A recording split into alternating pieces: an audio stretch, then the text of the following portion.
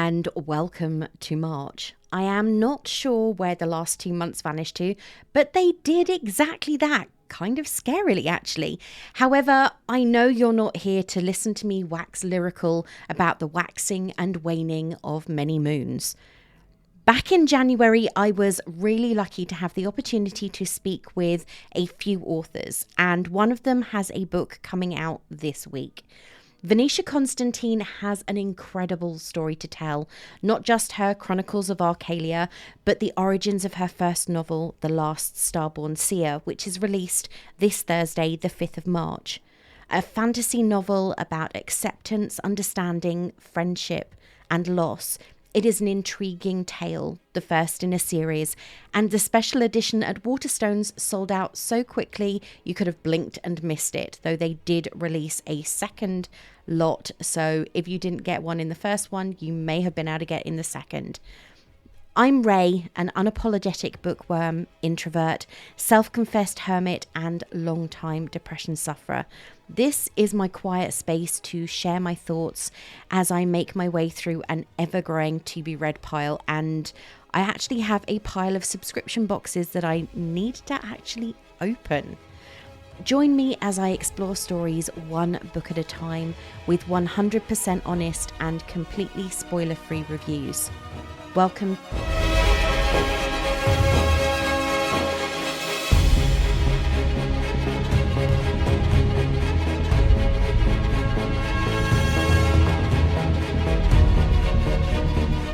And I am joined today by Venetia Constantine, who is, you've probably seen her wearing beautiful gowns all over Instagram, promoting her debut novel, The Last Starborn Seer, which comes out in March. And it has been talked about for a very, very long time. I believe I probably saw the first promos for it, I want to say midway through last year. So thank you so much for joining me today. It's my huge pleasure. It's my first ever podcast, and I'm very grateful to you for having me on. Well, I like being the debut. Yeah. I think I'm the gentle introduction, which is always nice. So for people who haven't seen anything so far, do you want to tell us about The Last Starborn Seer, the storyline, but obviously without the spoilers and the massive twist at the end? Of course. So The Last Starborn Seer is the first book in a high fantasy trilogy. It's publishing with Head of Zeus in the UK and Bloomsbury in the US in early March. And it's a story set in a dying world of 4 feuding realms with cursed elemental powers.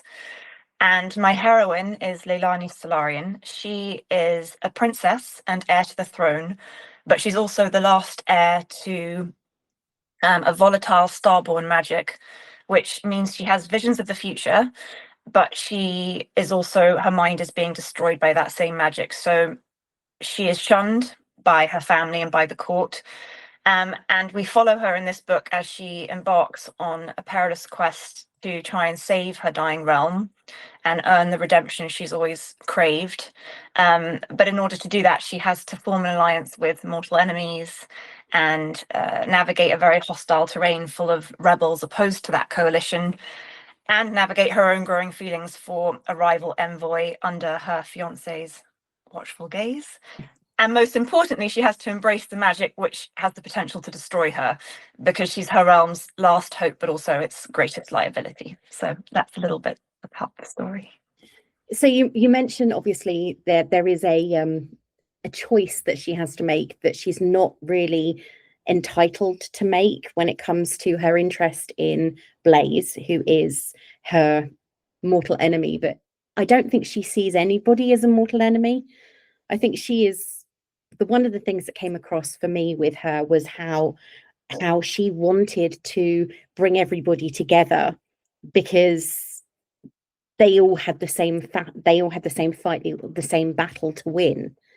And she's obviously got the opposition of her father, who is brutally cruel, and her fiance, who is confused. Yeah, so I think Leilani's a really interesting character. She's had a very sheltered life, and in a way a very privileged life, but at the same time she's known a lot of suffering, and she's known what it's like to be the outsider and the outcast. She has been bred to hate people from the other realms. The realms are at war. She has been bred to fear them and to have a sort of natural dislike for them, to blame them for a lot of the terrible things that are happening in the world.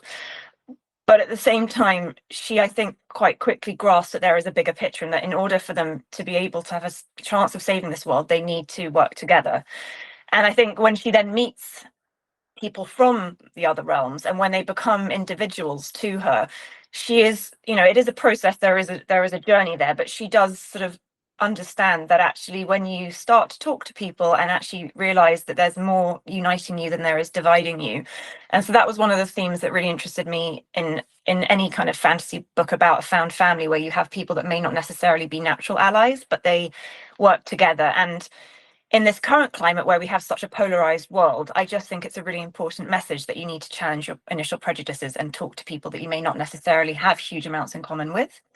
So yeah, that's definitely something I wanted to explore in this book. Yeah, that's a theme that's actually really strong in my favorite read of last year, which was The Raven Scholar. Loved that book by Antonia Hodgson. That book, the minute I read it, I couldn't stop thinking about it. So when it got to the end of the year, it's like, I know exactly what's my favorite book. That's the top of the list. And that is a very strong theme in that book. It seems to be more popular in high fantasy than it does in any other genre. This whole, we are very different. Look at Lord of the Rings, perfect example of their enemies, or their peoples are enemies. But when you break them down to their individual parts, that sounds rather gory, but I'm not meaning it that way. You have people who all have incredibly similar fears and desires. And ultimately, they are individuals. They aren't the whole. And that comes across in this, because obviously we have Astrophel, who is Leilani's fiance, and he is very much her father's man until he isn't. Because he initially goes in with the same perceptions and beliefs as everybody else has about Leilani, which is, oh, she's dangerous. She has this power that comes from someone who has cursed our entire family. And all of a sudden, he is starting to see that actually she's not this thing that her father makes her out to be. She's not evil. Yes, she has these powers, but she's as terrified of them as we are. And she's different because of that. She is terrified of these powers, but she's more terrified of them because she knows she hasn't got any control over them. Yeah, I think Astrophel's a really fascinating character, and I'm really happy that it was actually in edits we decided to make him a point of view character, and I'm really glad that we did make that decision, because I think he is the character out of all of the characters that really surprises me the most. Like I sort of had an idea of who I thought he was, and actually it did shift as I was writing it. And I think he and Leilani meet as children, and really on paper they're both outsiders. So Astrophel is an illegitimate child. So his father was a part of the ruling elite, but his mother was from a much lower social caste. So they were unmarried. So he is an outcast in a way, like Leilani, but raised up when his father unexpectedly dies, and the king needs somebody to marry his daughter off to, and no one will touch her because she is a pariah. And he does definitely make Astrophel his man. It's very conscious and very deliberate, and he gets manipulated. But when they first come together, really on paper, they ought to be friends. They should be friends. They should be bond. And there's a moment where you almost see that it could have gone that way, but machinations occur that pull them apart. And then it is a kind of gradual process of learning to see each other. Both of them have prejudice about the other one for various different reasons. Leilani's very jealous of the connection that Astrophel has with her father, and so it's about both of them trying to actually see each other for who they really are and not who they perceive them to be. And it's a theme which extends to many other characters in the book as well.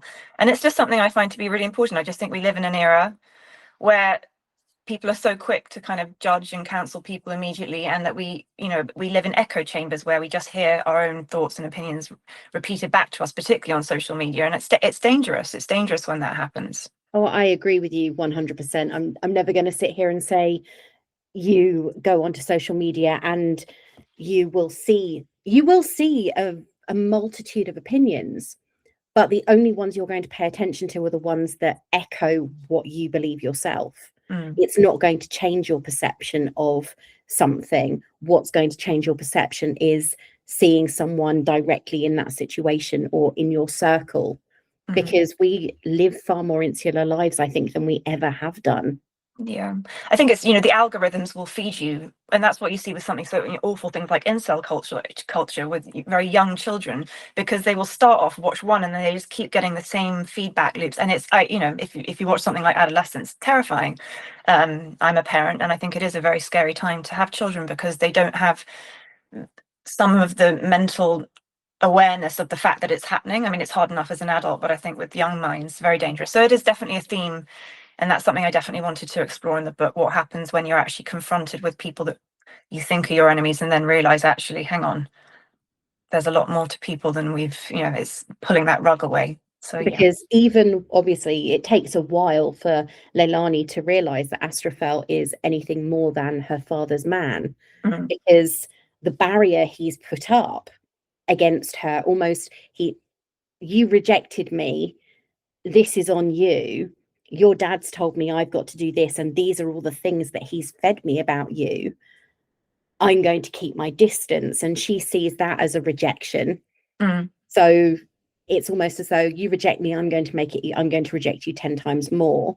Mm. And then obviously there's her attraction to Blaze, who she's like, well, I'm not supposed to even like you because you are not from my country. You are someone I've been told is bad. And there's that moment of, this isn't good. I don't know why. I don't know why this isn't good. And you can see her almost pulling into herself because she doesn't know who to trust.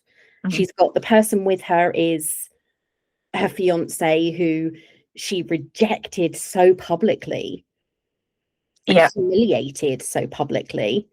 Yeah. And everybody else around her wants something but doesn't really like her either and Yeah. doesn't trust her. So, and I think every single person is in that same situation. And when you see the introductory scenes, when they're introduced to each other, you see it almost in the way that people, oh no, I don't want to touch you, I don't want to shake your hand or Mm. acknowledge you in any way. Mm. And I found it very interesting that you watch how these friendships blossom out of so much distrust as they continue on this pretty perilous journey. Yeah. Yeah, I think I do love found family. It is one of my favorite tropes in fantasy. And I think it's something I want to continue to explore across the trilogy too.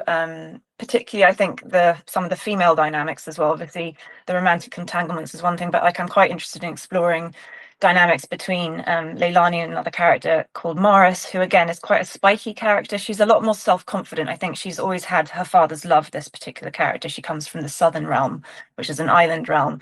So she's got that security that Leilani really lacks because she has known what it is to have a parent's love. So she's got more of a kind of self-confidence and a sort of she's not at war with herself in the same way, but she is spiky. She's got things that she wants to prove.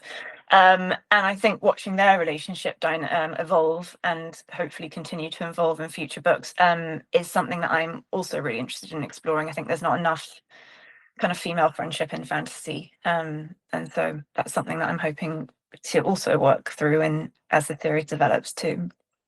Yeah, that's it. I mean, obviously we have a few female characters who are at the core. We have Tansy, who is from, I'd say, the nature realm. Yeah, forest realm. She's from a Yes. kind of forest realm. I mean, even her name is a flower. So, and then obviously we have Maris and Leilani, and then we have the companions. Yeah.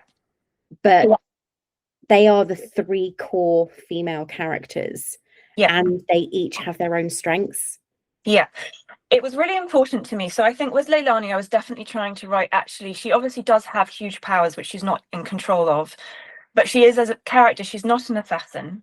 She's not a warrior. She's not a kind of a hard ass kind of a fantasy character that we see quite a lot of. I wanted to write a softer female character because I think that's probably where I relate more to somebody that is a bit more sort of unsure and evolving into themselves. And who does have strength, but it's of a different kind. And that's something with Pansy particularly. She's a little bit older, so she's 26, 27 when this book starts. She's already a mother to two small children. She is a very feminine character in a way. She is a healer. She's highly intelligent. She's also a very skilled tracker. She's got lots of skills and strings to her bow, but at her core, she is a kind person. Again, I'm not sure we see enough kind people in literature, but it was really important to me to show, and I think I actually have a line in the book where Leilani eventually realizes that she is probably the least skilled in a way. She's the least of a warrior of all of these characters, but she's actually probably the strongest of any of them. She has a lot of inner strength, and she's able to care for people and look after people, and that, and it's so and the emotional kind of strength it takes to leave your family and go to fight for a better world for them is something that was in my mind, thinking about real world parallels as well of mothers that do that. And yeah, I really wanted to explore different kinds of female energy. And then Maris is more of the kind of warrior type of character. And then there are other characters in the book as well who kind of embody that role. So there's hopefully a range of different types of female characters, which I think is important to show because there are lots of types of women. Yeah, definitely. I mean, Leilani's core reason for doing this, yes, we do have the illness that is the sickening that is spreading across the world, but her core reason for doing it is for her mother. So it's that inner strength. I know that I'm doing this for these reasons, but the added benefit is going to be for my people, and I'm going to be proving something to them. It's not, as you said, it's not only about the physical strength, it's about the mental and emotional strength that she has, mostly because she has had such a life devoid of those things, devoid of the affection that should come from a father who is proud of their daughter instead of accusing them of killing their son. Yeah, she's carried an awful lot, and I think it really does destabilize you when you don't have that kind of validation from your parental figures as a small child. And I think it does change your makeup. And that was, again, I think cycles of generational trauma was something that was really important to me to explore. And you see that through obviously the main characters, and also to an extent in the kind of prequel characters, the LMHI, the very powerful magical figures who caused the sickening in the first place many centuries prior to the events in this book. But it was this idea of kind of loops of what happens if you have that kind of core trauma and then pass that down to generations, and can you break those chains, and what do you need to do in order to do that. That was something that was really key to me to explore in this book. And obviously, I mean, you've touched on that just now with the whole, there is a prequel story within this main story.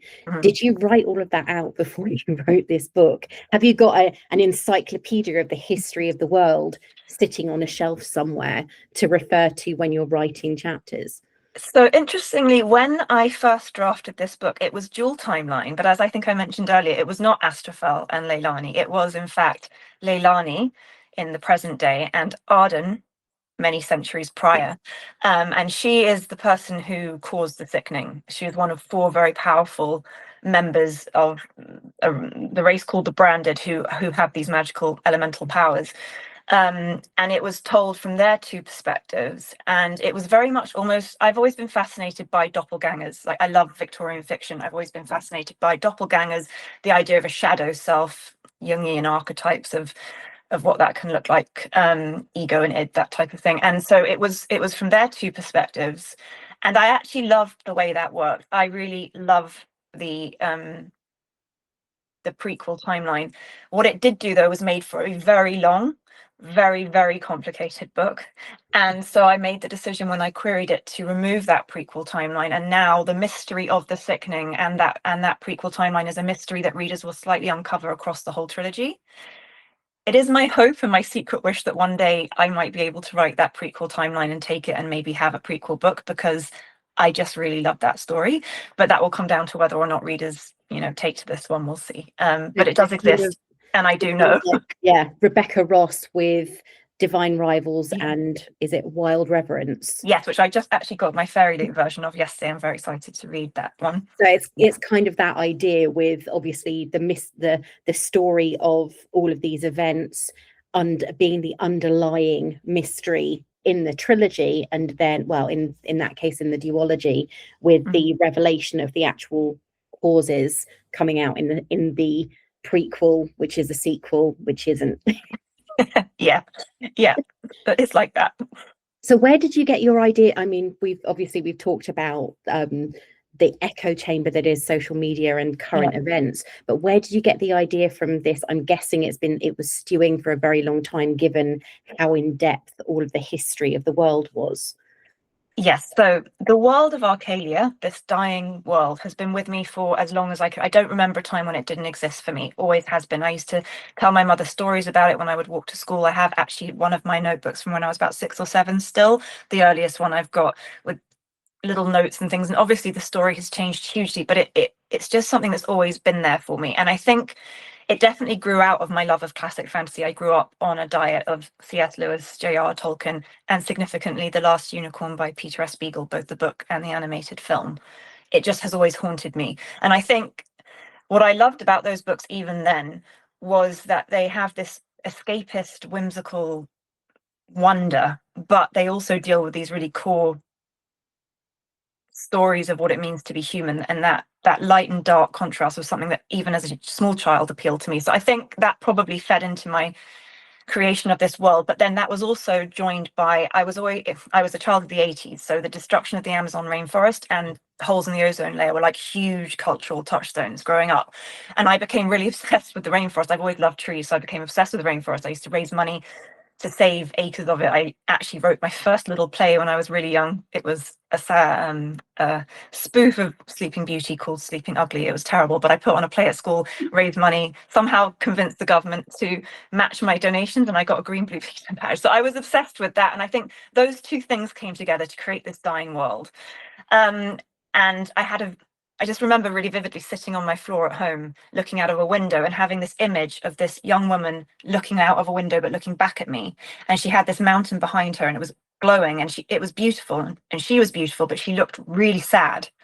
And the dissonance of those two things, I just wanted to know what. And so that was Leilani. And it all just sort of stewed and brewed. And over my lifetime, I kept writing it, doing little bits and pieces. But it was then in 2018 when I actually sat down to write the book. And that was because I was in a coffee shop waiting for one of my children to finish school to pick them up. And a gang of armed robbers basically broke in. Oh, wow. But at the time, we actually thought it was a terrorist attack. So I ended up locked in a bathroom with 6 complete strangers. One of them had a newborn baby having a panic attack. Eventually the police said we could open the doors, and it was a robbery gone wrong, but it basically, unfortunately, caused me a huge amount of trauma. So I ended up with PTSD as a result, and a really terrible OCD flare. So I was very unwell. And basically at a time when the real world felt sort of impossible to live in, I just escaped into my imaginary one. And then I think what happened was I then had the character arc, and it became very much a story about a woman having to accept the parts of herself that she considers monstrous. And it became a journey of healing and self-acceptance, not just for the world, but for the character. And it just poured out of me in a huge torrent. It was incredibly healing to me to write. And I hope will be a comfort to other readers now that it is in the public domain. So that was really the kind of twofold inspiration behind it. Wow. Yeah. You don't expect to hear someone say, "Oh, it was an armed robbery went wrong." Yeah, no, it was. And it was a very dark time. Terrifying. Yeah, it was a really scary, horrific time. I think mental illness really can strike anybody at any time. I was so unprepared. I had no idea what was happening to me. It was a terrifying time, but it was just incredible to me that in that horrible space I found writing.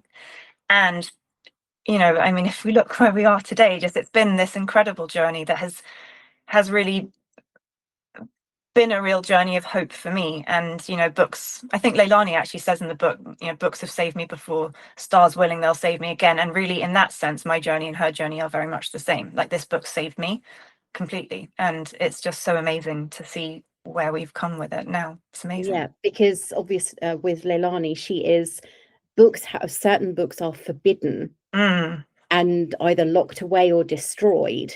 Yeah. And she is determined that they are going to be the saving grace of her kingdom and the people that are suffering so badly, but that her father seems to be almost discarding or ignoring because it doesn't fit his own personal narrative of how things are going.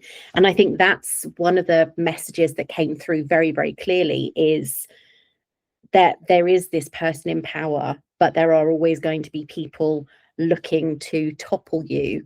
And Leilani is aware of that. And she makes her father aware that she knows. Yeah, I think it's Leilani. I mean, as I said, she's a softer character, but she does have, there is like a spine to her. Like when we first meet her, she's trying to escape from an arranged marriage, and she's going in search of this lost grimoire, this lost magical book that she believes will help her get rid of her powers, which is what she wants at the beginning of this book. She wants to get rid of her magic. She wants to be normal, in inverted commas, Yeah. so she can be accepted. That's where we meet her. But she has, you know, she does things like that. There are her father has banned books pertaining to magic, banned books pertaining to any of the enemy realms. But she kind of has secretly accumulated what she's able to, and she makes like little sculptures out of torn up decoupaged, if you like, collage bits of these hidden books. So within her narrow remit, because her life is very restricted, she has guards following her all times, she has to be veiled the whole time, she's very restricted, but within those limits she tries from the very beginning to keep some agency in whatever small way she can. And then obviously as she is able to accrue more power and freedom, she then is able to have more agency. Unfortunately, she is also in possession of powers that are deeply corrupting. So whether or not she uses those and makes the wisest decisions at all times, I will leave for readers to discover.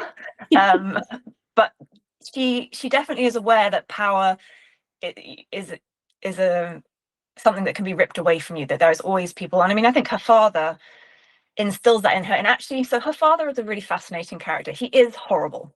Not going to say he isn't. He is horrible, horrible man. However, he has also known huge suffering himself. He has lost multiple children. The curse attacking their world leads to a lot of infant loss. So he's known a lot of pain, and I think he is also bearing the weight of a kingdom that is dying. And actually, while he is a villain in some ways, in my mind, he's a bit like a Denethor character in Lord of the Rings, where his mind is just, he believes he is doing what is best, and he is trying to grip onto power and control and lock into sort of protecting whatever he can, even if that means making horrific decisions that are terrible for many other people. It's that kind of, his grip on reality is very skewed. He is very manipulative. He is a very bad man, but I think it's for reasons. Like, I think there was a different life where maybe it would have gone a different way, but you know, he's been dealt the cards he's been dealt and is responding to it in the way that he's responding to it too. So I don't believe anybody is purely good or purely bad. I think everybody is some shade of grey, and so that probably reflects in my characters too. I think it's important to realize that everybody has a backstory, and how you will react to it isn't necessarily the way that somebody else would react to the same situation. Yeah. I think everybody has experiences in their lives where they'll go, well, I did this, and somebody else would go, well, I wouldn't have done that. Why did you do that? Mm. And that is the same with Leilani's father, with Astrophel, with Blaze, and with all of the characters. They all react to the same situation in a different way, whether that is, oh, there's a bear there, I'm going to run at it with my sword, or oh, there's a bear there, I'm going to run in the other direction as quickly as I can. Yeah. And I find that obviously the contrast in these characters is very interesting, because you have all these very strong personalities and very different characters together, locked in a situation that they probably don't want to be in the first place, but knowing that there is a greater good at the end of it. So Yeah. they're all on this journey together. And I found that the combination of these characters made for a very interesting read. Thank you. I think if they'd all been the same and they'd all reacted in exactly, oh, we're going to all battle this one for all for one, and that's it, it wouldn't have made for such an interesting comparison with the real world, but also with how you as an individual would react to things. Yeah. I think that's true. I think actually, even in that horrible thing that happened to me in the coffee shop, it's really interesting to see what people's responses to something horrific are. Like, it is that freeze, flight, fight. There's very different responses, and I saw it in action that day. And it's people do respond very differently. And I think part of the beauty, as I've said before, I think is just the multiplicity of people, and there's so many different experiences, then we can learn from them. And you can see how somebody else may respond to a situation, and that happens in the book. I think you see people responding to different things differently, and then maybe your own perception shifts and you might start responding slightly differently too. And that, I hope, is what readers will kind of go on a journey with these characters as they start to sort of appreciate each other's differences and maybe learn from them, as the book and as the series goes on. So, have you already written the second book? So before I queried anything, I actually drafted all three Oh, wow. and the prequel. And that was because, for two reasons. One, I didn't know I was going to get a publishing deal. And in my mind, I actually was thinking, I was leaning towards self-publishing originally. I just didn't want to put myself through the whole process of querying. And so It I is quite thought difficult. it was just more that you are putting your, it can be very brutal. And if you look online and look at the statistics, they're not very encouraging. And I think I was just in a place where I was afraid, basically. So I thought to myself, well, I also did like the idea of having complete creative control on some levels. So there were various reasons, and I'm lucky to write in a genre where it's a very viable path to publication. Being an indie author, it's amazing. So initially that was in my mind. So I thought, well, maybe I'll have something planned, because obviously if you go down an indie path, it's quite a good idea to be able to rapid release more so than with Yes. traditional publication. But it was also because I wanted to make sure that the story worked, and that if there were opportunities for foreshadowing, that I wasn't going to miss out on them. It was important to me. Obviously, this story is something I've carried for a very long time, so I was in no need to particularly rush it. So I decided to do that. But when I say drafted, I mean they were very loose, very quick drafts. They were 0 drafts, but just something, so I knew what the plan was. Yeah. And then actually I'd done a couple of writing courses, and I got to be included in an anthology, which is how agents first heard about the book, and there was interest in that, and then that led me to actually query. So then life took me in a different direction with the book. But I do have those early drafts, but obviously we changed a huge amount. So it went from being Arden and Leilani to Astrophel and Leilani. Lots changed during edits. The drafts I have are very early drafts, and they are a kind of skeleton, if you like, but I have then had to obviously rewrite substantially. And book 2, I'm hoping to be handing in about a month. I've got a draft which is now closer to what I want the book to be, but it's still, the way I write is very iterative. It's like sketching. I'm an art historian, so I compare it to that. So it's a bit like I need lots of sketches, and they get gradually more and more worked up to a finished painting. And so at the moment it still needs, it's, again, if I use that skeletal analogy, it's got some meat on the bones, but it's not a fully developed body yet. So I just need to hone a bit more before I hand into my editor. But yeah, hopefully, I love book 2. It's potentially my favorite in the trilogy, so I'm very excited, stroke scared.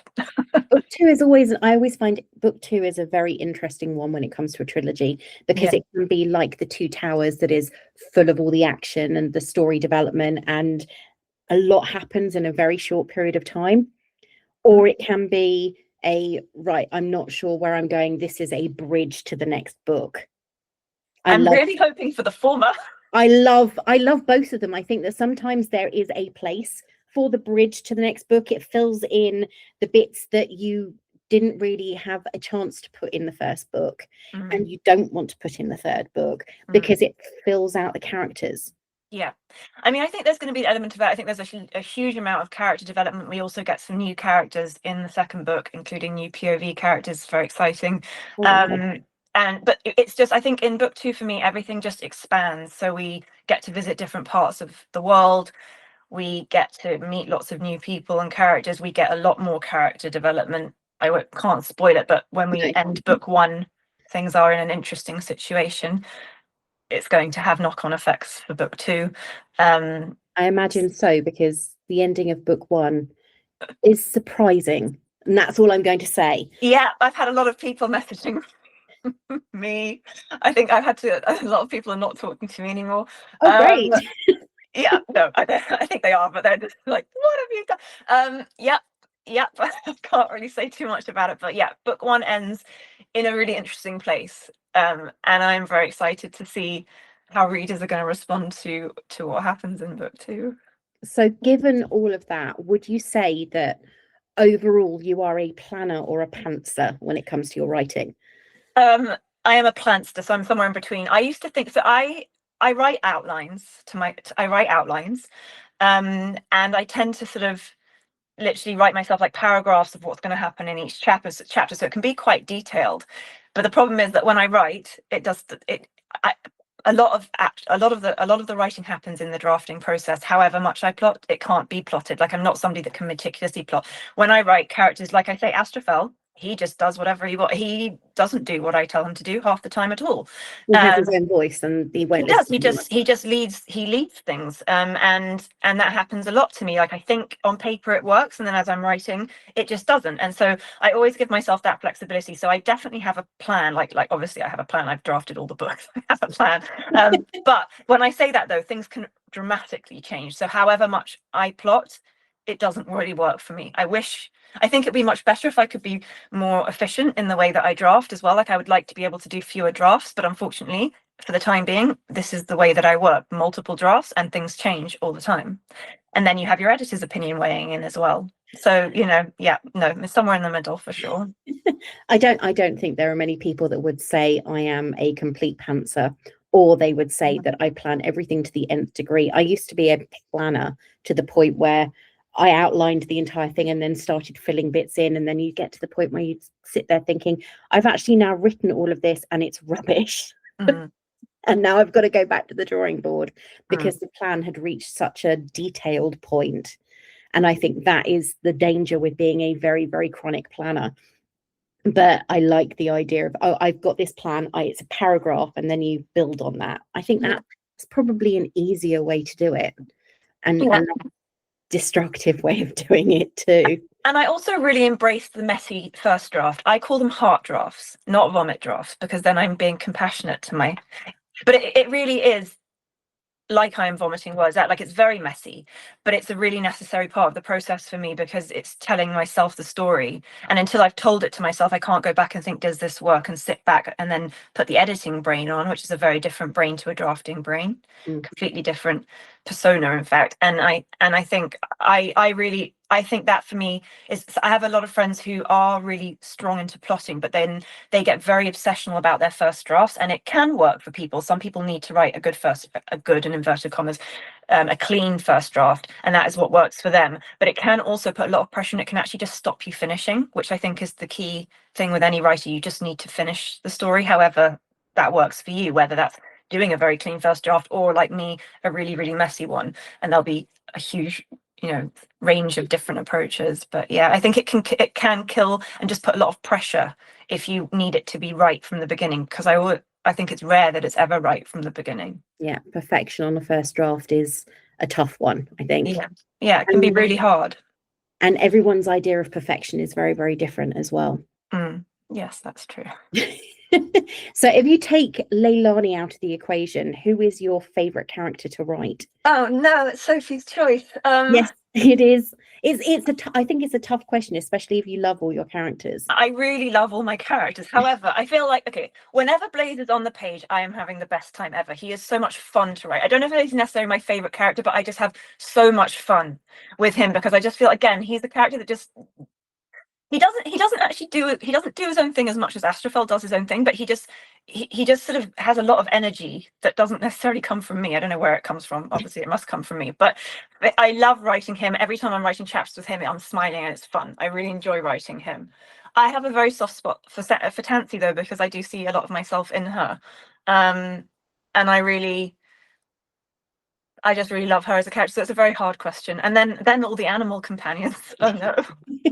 Because again, I'm deeply in love with everybody. But in terms of fun, I have fun with Blaze. I really do. Yeah. There you go. So he is the character that you enjoy writing for his I wouldn't say lightheartedness, but I'd say he came across almost like a playboy in some ways. Yeah, he's got a bit of swag. I imagined him being the kind of guy that wears the open shirt in the nightclub on a Friday night. Yeah.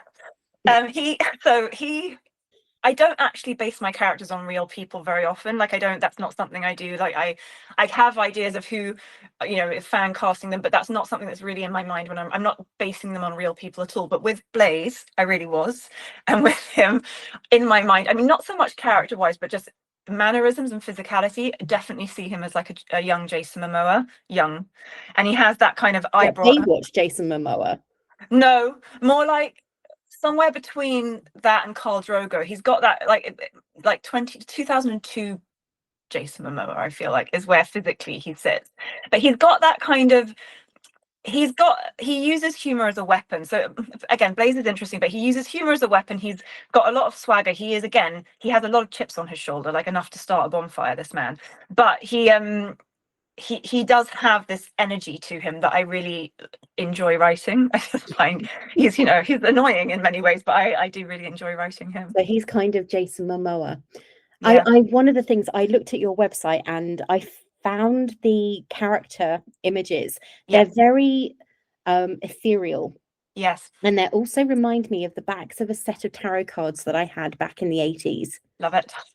Because they have that feel to them. Yeah. I don't know if it's because they aren't quite human. Yeah. But they have a human appearance. Yeah. And then obviously we have Maris with her trident and everything else. So it really did have a very tarot card-ish feel to it. Yeah. Those pictures are actually fascinating, the character portraits. So again, those I commissioned before I ever queried the book. That was back when I was thinking that I would self-publish, and it was just something so I'm an art historian. I've always loved illustrated books. I did my PhD based around that. It's something I'm really passionate about, and I'm love seeing that we're seeing this renaissance of illustrated adult fantasy again. With something like J. Christoph's trilogy, for example, or even Samantha Shannon's new novella. I just love that we're seeing images. I've got the last one to read, and me too. I'm so excited. Yes, so am I, because I read the second one and the ending, and I went, what? No, skipped back a few pages because I thought I must have missed something, and then reread that bit again and thought, oh, the third book. Yeah, so I just love what we're seeing with illustrated fantasy. I think that's because of how powerful a marketing tool art's become online. I think it's shown people that actually fantasy lends itself to illustration. It always has done, because it's so immersive and it's transporting and all those wonderful things. And I, as an art historian who worked in galleries for a long time, I worked with artists, old masters, but also living artists. And when this book is quite visual in many ways. I think my writing is quite visual, and I knew that I wanted to get character portraits. There's lots of characters, and I knew that that's what I wanted to do. And I'd met this artist who does do very ethereal, whimsical, mythological based paintings, and I just thought, this is the right artist for my book. There was just a synergy. And so we worked on these together for several years, and obviously they are not canonical because this is very much her interpretation. She works in a very particular style. But I did have input, and so it's probably as much input as I'll ever get in any commissioned artwork, because it was very different from, I've commissioned other art subsequently, and that's much more, you give them, a detailed brief, and you might do a little bit backwards and forwards. But this was me meeting up with the artist multiple times and discussing, and it was just the most wonderful, lovely. I loved everything about that process, and I'm so happy to have the body of work, because it is very ethereal. And it's interesting you say tarot, because I think obviously, like, oracle cards and fortune telling, things like that, are really key to the story. And actually, I'm in the process of doing proper oracle set at the moment for the book with a different artist, and I'm really excited about that, because I think it's just going to marry up really well. But I definitely think that it reflects something of this. It's not like a lot of other art for fantasy books that you see, and I think that was intentional, because I think that the book has a slightly different feeling in some ways. Like, I think it does lend itself to 80s high fantasy, like Labyrinth or Dark Crystal or Last Unicorn. Like, it has, for instance, it's got a slightly different quality to it, I think, than, it's definitely not grimdark, let's say, and it's not. And so I wanted art that kind of reflected that to some extent. Yeah, it's very much the ballroom scene in Labyrinth. Yeah. I'm a 70s girl, so I was in my teens in the 80s, and Labyrinth and films like that were huge. Legend. Obviously. Yeah, Legend, Labyrinth. Yeah. I mean, there were loads of them. Yeah, Never Ending Story, even that kind of, I don't know. Yes, that I mean, that's very, very dark. Never Ending Story. The scene with the horse always makes me cry. Yeah, it's A trailer. trauma for a generation. Yes. But obviously, and dragons and everything else, we had all of that stuff. But how much, looking at that art, how much influence did that have on the cover design for the published book?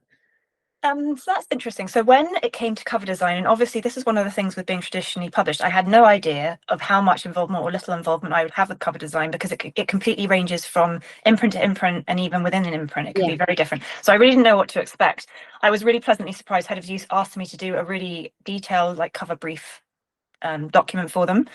I suggested Niall Grant, who actually did my cover. He was my top requested artist, because I'd seen some of the work that he'd done for other books, and I just felt, again, there aren't necessarily that many illustrators working that have that kind of slightly nostalgic flavor, but there's like a really whimsical beauty to it, but a slightly dark undertone, which I think was the tone I was hoping to strike with the cover.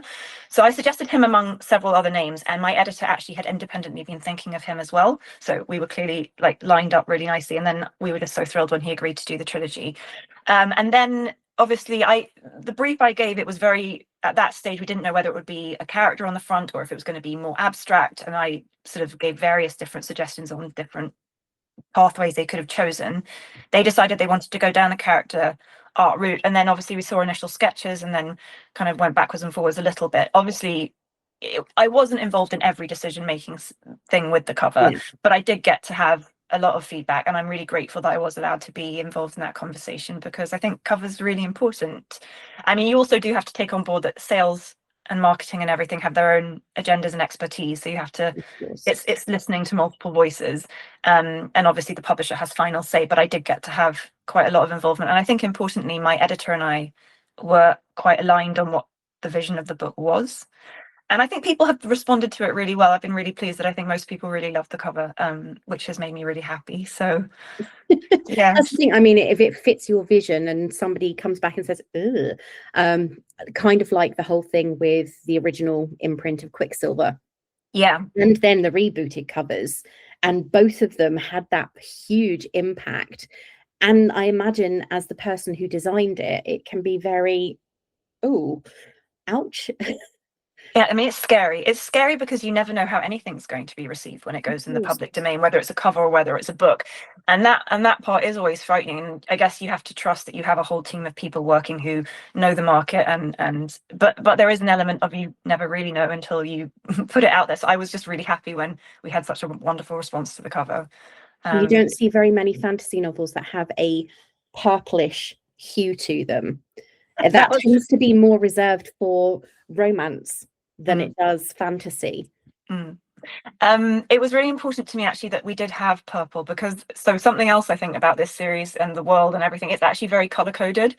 Color is really important through the book. I think the realms are all very much sort of have a color palette.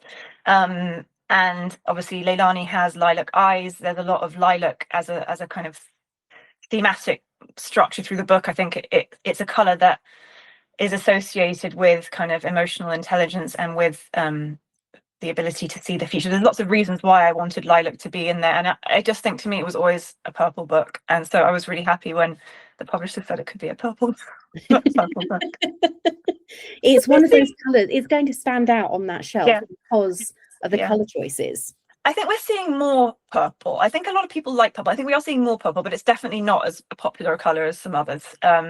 But you know, Raven Scholar was purple. I know it was. I've got the Illumicrate edition, so mine's a slightly different hue. But yes, I have that too. I have the Illumicrate too. Yeah, I see purple. The color is the future is purple. Yes, and I don't think there is anything wrong with that. Purples and blues are my two colors. They're the colors that I love. Though I'm looking at my background right now, and it's mostly reds, yellows, and a little bit of pink and blue. Yeah, it's really interesting. I think the color theory, and I think what works on, because obviously you need it to stand out on shelves, you need it to stand out in thumbnails online. That was something which actually, until I'd done this process, I hadn't really given much thought to. It's really important for a cover to be able to be legible very, very tiny. And that's something where it is really helpful having these teams of experts who obviously know what they're doing, because it is really important that you know, the text stands out enough and all these things tiny. because that's when it's most often seen, when people are scrolling Waterstones or wherever. Absolutely. I've lost count of the number of times I've been scrolling through someone's feed and there's a book cover and I'm literally going like this because I can't read who the author is. Yeah, and my name is long, so that was very how we were going to position my name on the front of the cover. That took a long time to get a balance, because it would have ideally been better to almost put it on 2 lines, but then it created a really triangular structure. So we tried to keep it on one. But it's a whole skill set. I mean, it really is a massive skill set, and I'm just grateful that there are people who know what they're doing, guiding it. And that's where I think that's the thing, that as a reader you tend to not necessarily forget, but put at the back of your mind is all of the work that went into the cover design, the blurb that goes on the back of the book. Who are you going to get to review it beforehand? Are you going to put reviews on the cover? Are you going to put them inside the book? What's the tagline going to be? What's the marketing aim going to be? What music are you going to use on the launching image? All of that stuff is, I work in marketing, and it is tough. I don't work in book marketing anymore. I worked in scientific book marketing for 7 years. And if you want difficult books to market, it's science. I can imagine. I think it's one of the amazing things about going through this journey has been understanding just how many people it takes. I mean, I think I had some understanding that obviously there's lots of people involved. Yeah. But even now, and I mean, I got the opportunity to go to a Bloomsbury Highlights event and basically address everybody in Bloomsbury across all territory. I mean, obviously a lot of them were remotely accessed, but I think there was something like 1,000 people in the room. And just appreciating how many people doing such specialized tiny tasks it takes to bring a book to market. It's very humbling, actually, really humbling to see so many people working so hard to make a book a success. And I think it is impossible almost to understand it. Even now, I'm sure I still don't know hundreds of people that are working, because then take all the people in the warehouses and the printers, and it's a vast machine, and you are one tiny, very public facing part of it, but you're standing on the shoulders of huge numbers of people pulling together to try and make your book successful. It was actually very emotional for me to have that moment, to be able to address them and say thank you, because it's a lot of people working really hard. And I think one of the things that as a consumer now we forget is that in days gone by, I mean, in my childhood and even into my early 20s and possibly beyond, God, I feel really old now, possibly beyond that, you didn't really get to see the author except for on the back of the book. They would occasionally, if they were big enough, they'd appear on Wogan or Parkinson or This Is Your Life, but they weren't, or maybe Pebble Mill at one, and that's really dating me, but they didn't appear on TV, on Instagram, because it didn't exist. We didn't have Facebook. Newspapers were all physical, and they weren't interested in anything unless an author had done something really questionable. So an author didn't have the same public facing necessity and requirement as they do today. I find this really interesting. It's something that's actually very much in my mind at the moment. So I absolutely love being able to engage with readers. Like, it's been the greatest joy. I've done a couple of events so far. I did one with Tandem and one I got to go to Yalk, and I think potentially one more, but I've actually got to meet readers, and it is my single greatest joy. It's the best part of the job, 100%, making those connections. I love it so much. I also obviously have come from a reader space. I'm a reader before I'm a writer, like every writer, but in a huge way. Like, I love books. I subscribe to every single book box in the known universe. I also love reading. So I've been a reader, enjoying reader spaces, and now I'm migrating to an author. And it's true that, while it's the most incredible thing, I think it's also quite difficult, because we are now sharing the same spaces with readers and reviewers, and how you navigate that as an author is actually really hard, because you want to be able to speak to people and you want to be able to engage. And I've got so many incredible friends, real friendships I've built on this incredible bookish community, which I love so much. But it is challenging, and I think increasingly as the book comes out, and reviews are very difficult, and I am new at it, and it is not easy. And quite how you choose to navigate sharing that space is something that I think is very new for authors to have to figure out, because before, you would write your book, maybe a newspaper would review it if you were lucky, but that was kind of it. It wasn't this kind of constant assault of opinions. And writing book 2, for example, really hard, because I haven't actually seen anything horrific yet, but even really positive reviews, they're in your head then, and you have to, it's quite difficult because you've got voices now in your head, and you have to sort of detach from that to try and write the story that you want to write. But it is a challenge, and it's something that I think is difficult for authors. I think that's the thing, isn't it? Transitioning from the I'm a reader in the reader space to I'm an author, but I am still a reader. So how do I not see these things that are about my creation while I'm focusing on the books that I've just read? And sites like Goodreads, Storygraph, Fable, Amazon, all of them make it really difficult because I mean, when I was a kid, in fact, I was actually reading through before I actually went through and had a look at my old live journal, which I've had for 20 years, but I haven't 21 years actually this year, but I haven't used it since 2014. And Goodreads didn't become available until I think 2015 over here. And I went back to 2007 when I was using this journal avidly. And I've got a list of all the books that I've read that year. And I've been numbering them, and I've got my reviews there because that was the only space to leave reviews at that point. And it was so much easier for an author, I imagine, when the reviews weren't on all condensed into one single space, because nobody's going to go and necessarily, especially in the time when Google wasn't amazing, nobody is going to be going, I need to search out every single review online. But if they're all in one place, it's very, very easy to do, and it can be a huge distraction. Yeah, I mean, I think I did really, every author I know, and I'm lucky to have a good writing community, has said to me, just stay away from reviews. Learn, don't do as I did, do as I say, stay away, just don't look at them. And I did really well. I didn't look at them for a long time. And to be honest, obviously ARCs have only recently really started to go out in any kind of big volume, and people are only really starting to read it now. And then I did look, and I've seen incredible reviews, but not everybody's going to love your book. That's just the nature of the beast. But it's hard, and as I said, it doesn't matter if it's good or bad. I just think having any voices in your head becomes quite distracting, and so I just have now made the decision that I just think I am doing what I was told and just staying away as much as possible from all reviews.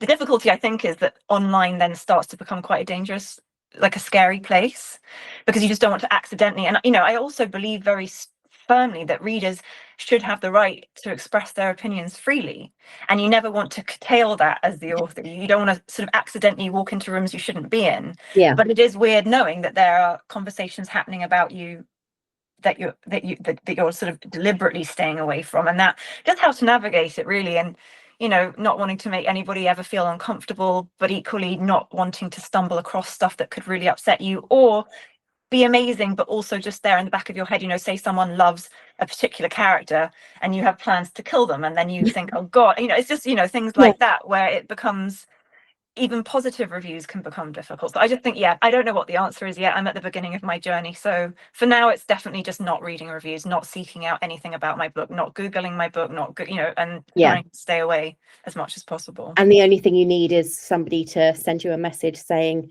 as I'm sure they did recently, your Waterstone special edition sold out. That was incredible. Actually, it wasn't. I think somebody messaged me saying, it's listing as unavailable, and so I went on and I was like, I don't know what that means. Why is it unavailable? So then I went back to my editor and I said, do we know why it's suddenly saying it's unavailable? And she told me it had sold out, which was just insane.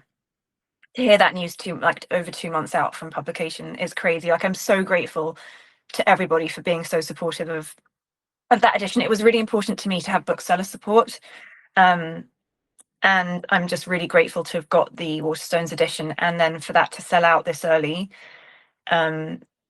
is just amazing. And I imagine that the self-promotion you've done, because you are all over Instagram promoting. But the thing is, it's authentically the person who is marketing you're selling yourself. It sounds really awful, but you know what I mean, you're selling the creation you have put down on paper.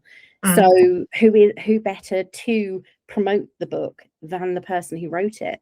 I don't think there is any better way of doing it. No, and this is the thing. This is why it's so difficult, because I want to be online, because this is true, but also I genuinely enjoy it. Like I say, I have made incredible friendships with people across the globe. and I don't want to lose those. And that's the thing, like I don't want to stop being online. That's not what I want at all. Like I love it. And as you say, I think there is no one better to speak about my book than me, because it's mine. And so I think it's, you know, it's really important that authors are online, and then it just makes it that challenge of quite how you know navigate the more tricky parts of it. But I really enjoy being able to connect with readers, and like, you know, I've had an incredible street team as well that I've put together for this book, and that part has been one of the highlights for me of the whole publishing journey, just getting to meet such incredible people. Lots of them are creatives in their own right, and you know, forge a little bit of a community. It's been such a lovely thing, and so I don't want to stop that at all. But it's just, yeah, it comes with I challenges. think you're sort of between a rock and a hard place. I either go online and I promote and risk the chance of maybe seeing something, or I don't go online and I don't promote, but then I'm missing out on some incredible people that will reach out to me and not feed my ego, but tell me they're keeping me grounded almost. Yeah, exactly that. So I think it is that balance, and for now, definitely I'm happy to still be there. And you just never know. I mean, I guess it depends whether at some point the noises just get so loud that it's something that you can't. I mean, I think it's quite common for authors to pull back sometimes. Like I think a lot of my author friends pull back when they're drafting, and then come more online when they're more in kind of promotion mode. The only thing is, I feel like I quite like just being able to have a sort of authentic conversations. And obviously right now I am in promo mode, but for me, I prefer that it wasn't constantly kind of like I think I do enjoy just generally being online. I like talking about other books. I like talking about other people's books and supporting other people's books and other people's art and other people's creativity. That part is also like one of my favorite parts of bookish spaces. I love that. I love being a cheerleader for other people. So yeah, I don't know. I don't have answers. But I think that's part of being a book lover. I mean, I was speaking with someone on TikTok who I sort of have built a quite a good sort of friendship with, and she said to me, "Oh, I met Venetia at a tandem event, and she's so lovely." Oh, That's actually what she said to me yesterday or the day before. oh, so, that event was incredible. It's the first thing I ever did. It was quite early on, and it was in this sort of, they do a sort of weekend retreat in the middle of nowhere, and they'd said to me that they wanted to feature my book, and I actually asked, I said, could I go along in person? And they were like, sure. And I'm just so happy I did that, because I think it was such an incredible experience. It was so much fun. They did like a scavenger hunt based around the book, and then I did like a Q&A and a signing. But I've stayed in contact with a lot of those people, and like several of them are on my street team, and like I said, just made really amazing connections, and like a lot of them are incredible creatives in their own right, and I've really enjoyed that part of it. Like really have. It's been one of, as I say, one of my favorite parts of the whole process. Which is brilliant. It's always lovely to have that a positive experience, because I know that sometimes it can be really, really tough. It's incredibly hard work, and it's more exhausting than feeling. You still feel accomplished, but you also have that feeling of, I am so drained. I don't know if I want to do this again. And the fact that you've got that really positive, you're very, very bouncy. So the fact that you have that positive feeling about it is always really good, because I think that comes across when you speak with people and when you're doing your promotional videos and posting your images. It's always incredibly, I love this and I am incredibly passionate, but I also love talking to all of you. Yeah, I think partly that might also just be an age thing. I mean, I think, you know, I'm 41, and it's taken me a long time. This has been like, you know, a dream for my entire life. It's obviously a book I've carried my entire life, but I'm so grateful for it. Like, I think I don't take it for granted at all. This is literally something I never really expected to happen. It's this magical gift of almost like a second life that I've been given. And so I really try to, there are hard parts, obviously there are hard parts, it's challenging. I'm on deadline right now, so I'm in the thick of it. And, you know, the jitters of debuting are really in full force, and just not knowing how it's going to be perceived, and whether this thing that you care so much about, how it's going to be received by other people. It's absolutely terrifying, but I will always choose to lean into the joy, because it's something that, it's just been this huge gift that I just really didn't expect to happen. And it's just gone so much better and more magical than I could ever have expected. So I will always lean into joy, because I really am just so happy to be here. Like, I really am. So yeah. Well, that is really good. So this is the part I always say, where can people find you apart from Instagram online? I know obviously you'll have a website, and there'll be links on there to where people can buy the book. pre-ordering and when it comes out? Yeah. So yeah, I am primarily on Instagram. I did get my TikTok domain. However, I am not using that so much. So primarily, if you want me on social media, Instagram is the place to come. I'm on there regularly. And I like that space. So that's where I am primarily online. I do have a website. It's www.venetiaconstantine.com. And that will have links to everything. And importantly, we'll have the full glossary for my book because it is a complex world with a lot of terminology. There is like an abbreviated introductory notes, but the full glossary will be on my website, and I think is something that people should know about. And yeah, and it's available everywhere you would expect to find books. The Waterstones edition has sadly sold out, but the standard one is still available. And I'm hoping that we're going to be announcing a really exciting pre-order incentive for indie bookshops soon, although this may go out after that happens. But yeah. Well, this will be going out probably the week before the book comes out, because obviously don't want to have it now and for people to be going, oh, I can't order it yet. Well, you can order it. You can pre-order your copies to your heart's content. Yes, please. And maybe you'll get maybe some, well, Illumicrate or Fairy Loot will say, we're going to be releasing a special edition. As a special edition hoarder, all I can say is it would be the dream of my lifetime to have any special edition. I mean, obviously, that's why I was so happy to have the Waterstones one, because I am like, there is not a word to describe the level of addiction I have to special editions. And so to know that there was going to be one of my book was just like many tears were shed. So I keep my fingers crossed. I love pretty books. Yes, I have 3 shelves of them. You can see some of them behind me. Special editions are my thing. But thank you so much for coming on and talking about the book, but also the background and everything else. The story of sort of you writing in that coffee shop, I had no idea. And that is, I mean, that's something you really don't hear every day. So thank you so much for sharing all of that, and really wishing you the very, very best of luck. I mean, obviously I've got a copy that doesn't even have the cover on it. So I'm so grateful for you for having me on. Thank you for a lovely first podcast, and thank you very much for reading the book as well. I really appreciate you being an early reader. So it was absolutely my pleasure. Honestly, I love new fantasy worlds, and when they've got so much story behind them, I love them even more. I am very, very interested in high fantasy. In fact, it's probably the first type of fantasy we had, because romantasy and cozy fantasy and things did not really exist in the 80s. No, they didn't. Anyway, thank you. Thank you very much. Well, that's it for this week. And again, a huge thank you to Venetia for taking time out to talk to me about The Last Starborn Seer. Go and get yourself a copy now. And thank you again for listening.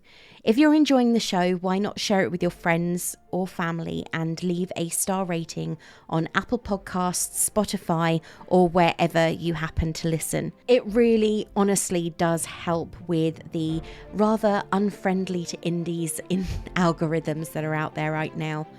You can find me on Instagram at beingbookish.pod, on X at being_bookish, and on TikTok at beingbookish_reviews.